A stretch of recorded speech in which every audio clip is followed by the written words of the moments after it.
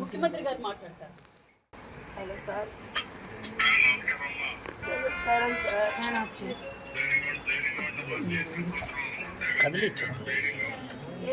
ధైర్యం ఉంటుంది సార్, ఉంటే వెళ్ళిపోయా స్వామి. ఎందుకు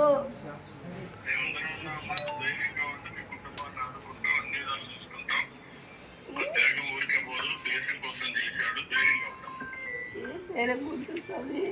సార్ చెప్పాను సార్, అన్ని విధాలుగా ఉంటామని చెప్పాను సార్.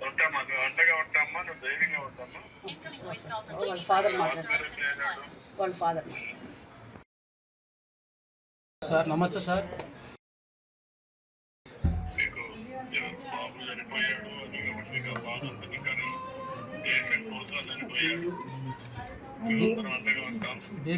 దేశం కోసం చనిపోయాడు సార్, కానీ మేము అనాథలు అయిపోతాం సార్. ఉండే ఉన్నా కూడా కూడా సార్, ఇద్దరు ముగ్గురు ఉంటే బాధపడినా సార్. ఏం చేయాలి?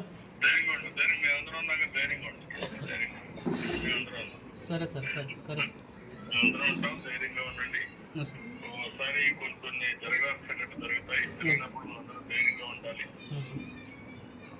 దేవుడు మీతో ఉంటాడు, ధైర్యంగా ఉండి మేము అందరం మీతో ఉంటాం. సరే మీరేం అధ్యయన పడుతుంది, ధైర్యంగా ఉండాలి. సరే మీ త్యాగాలకి ధైర్యంగా ఉండి మేము అవసరం. సరే. ఏం అవసరమైనా మీరు నా దగ్గరికి రావచ్చు. ఏమ్మా మిగతా రేపటి రోజు ఇక్కడికే మీ బాబుని కూడా ఇక్కడికే తీసుకొచ్చి అందరికీ ఇక్కడి నుంచే ఘనంగా ప్రభుత్వం లంచ్ చేస్తాం కదా. అమ్మా మేము ఎప్పుడు నీ వెంటే ఉంటాం.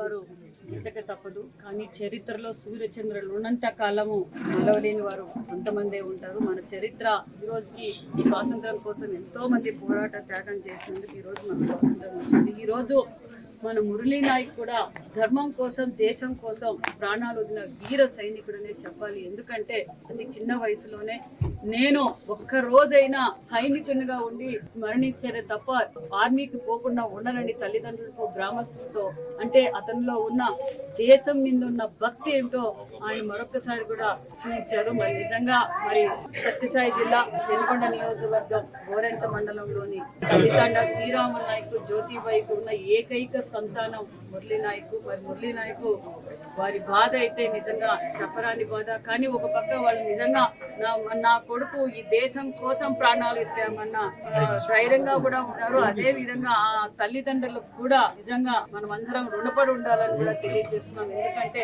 వారు చేసిన త్యాగం అంతా ఇందా కాదు. మరి ఇప్పుడు ముఖ్యమంత్రి గారు కూడా మాట్లాడి వారి తల్లిదండ్రులు